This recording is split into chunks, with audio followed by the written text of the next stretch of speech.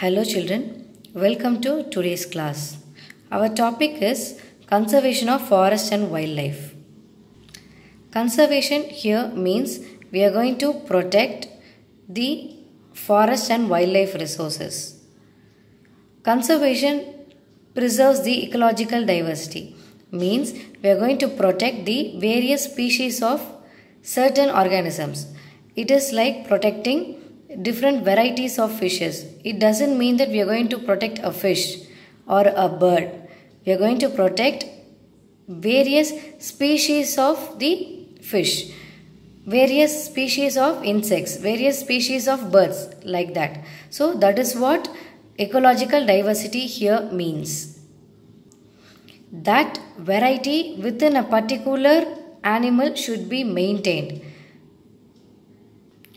That is why in 1972 the Indian Wildlife Protection Act was passed by the government, which protects the wildlife resources in a proper way. That means the government has totally prevented hunting and has abolished illegal trade within the wildlife through this Indian Wildlife Protection Act of 1972. Central and many state governments established national parks and wildlife sanctuaries. Consider an example. Now we are all at the state of corona. So everybody is quarantined within their houses or within their habitats. Why are we quarantined within a particular space? Because we need to protect ourselves from the deadly virus. Apply the same idea here. The forest and wildlife species are to be protected in a particular place within their natural habitats. If they are left outside their space, then it will cause a hindrance for the human community as well as for the wildlife species. That is why these wildlife species have to be protected. To be very precise, quarantined, or putting an alternate word, safeguarded, conserved in a proper environment like national parks and wildlife sanctuaries. Exactly the quarantine meaning doesn't apply here, but I just gave you an example of how we are quarantined and protecting ourselves from the corona. Similarly, animals are put up in a particular places like natural parks and wildlife sanctuaries so that their species can be protected from being endangered and getting extinct. Now we are going to see the basic differences between wildlife sanctuary and national parks. Wildlife sanctuary is a natural habitat owned by government or private agency that safeguards particular species of birds and animals. Whereas national park is a protected area which established by the government to conserve wildlife and also develop them. Animals, birds, insects, reptiles are preserved in wildlife sanctuary, whereas the flora, the fauna, landscape, historical objects are preserved in the national park. That means only species are included in the wildlife sanctuary, whereas in a national park, both flora and fauna are preserved in the place, in their natural habitats. The objective of wildlife sanctuary is to make sure that viable population of the wildlife and their habitats are maintained. That is, they are protected in their natural habitat in a proper way. The national park's objective is that to protect the natural and historical objects and wildlife of a area. Restriction is less and public can easily visit the wildlife sanctuaries, whereas national parks, we have certain restrictions and it is not easily available for the public to visit. If you consider about the human activities, in the wildlife sanctuaries, human activities are allowed and only up to certain extent. For example, if you had visited the Vandalur Zoo, Here, people are allowed to watch the animals, but they are not allowed to go into the interior parts where the animals are actually present. So, you will be able to visit or see the animals only from a proper distance. Whereas in national parks, human activities are totally prohibited. And permissions are not required for visiting wildlife sanctuary. Whereas for visiting national parks, we will be in need of the permission from the forest department of that particular state government. Now on the screen, you are looking at the top 10 largest national parks in India. Hence National Park, Desert National Park, Gangotri National Park, Namdapha National Park, Kanchenjunga National Park, Guru Ghasidas National Park, Gir National Park, Sundarbans National Park, Jim Corbett National Park, and Indravati National Park. These are the top 10 classified based on their area. The top 10 largest national parks in India. The conservation projects are now focusing on biodiversity, so they have to maintain a variety of species of both flora and fauna. There is now a more intensive search for different conservation measures. So, what are all the available measures to conserve or protect various species of flora and fauna are being researched, are being implemented, and they are conserved.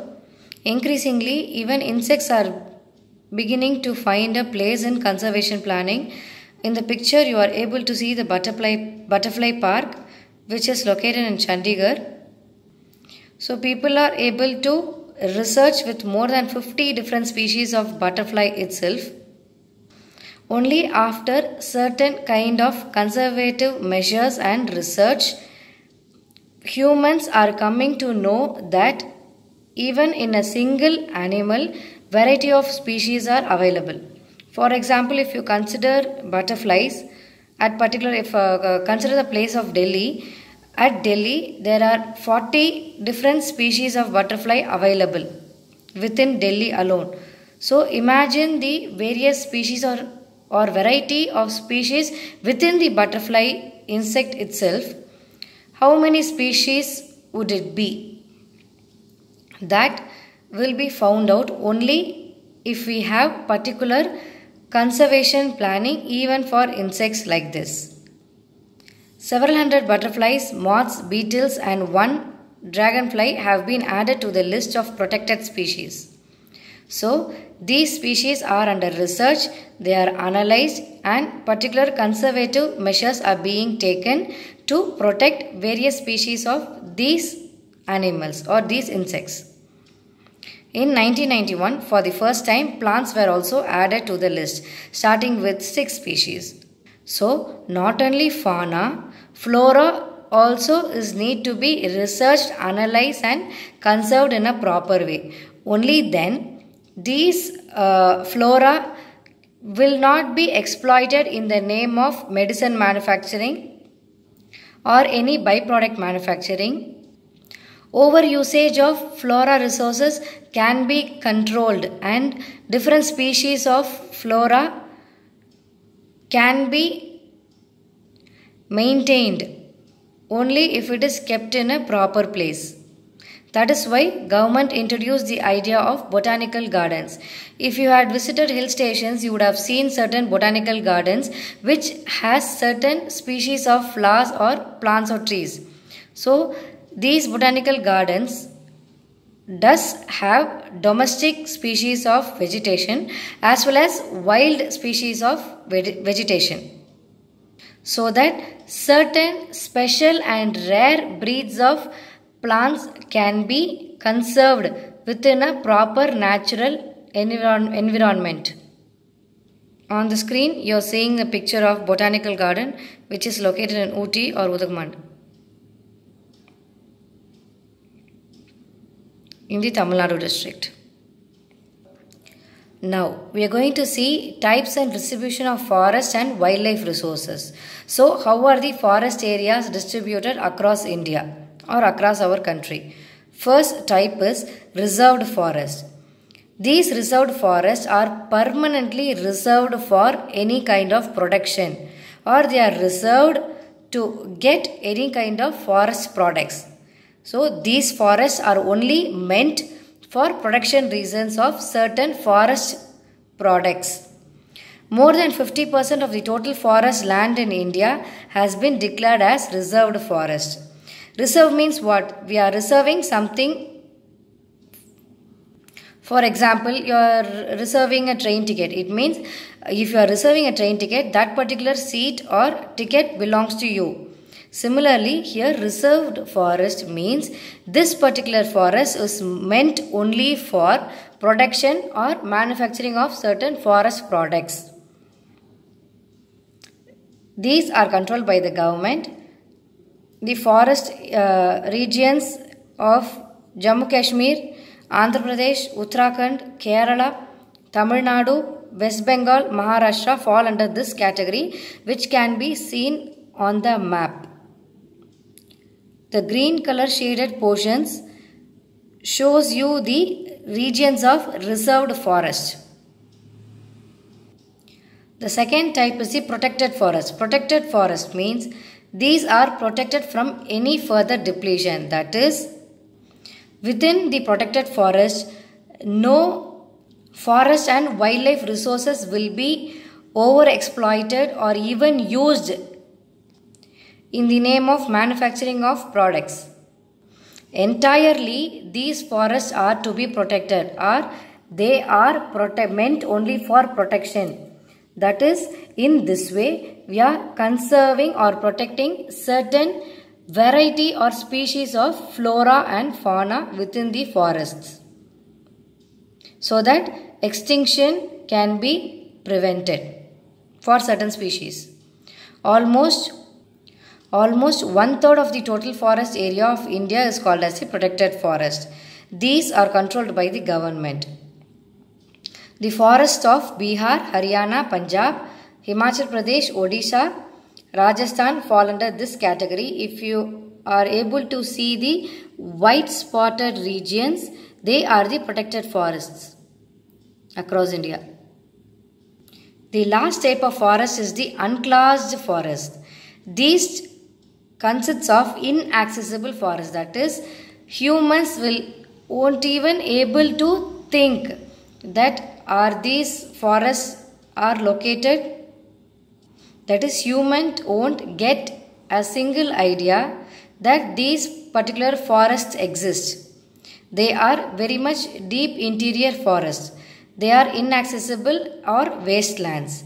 These consist only of 60% of the total forest area, owned by government as well as private individuals. The forests of northeastern states and parts of Gujarat fall under this category. If you see this map, this particular region and the northeastern region, these regions, forget Bangladesh, these regions are classified under the unclassed set of forests.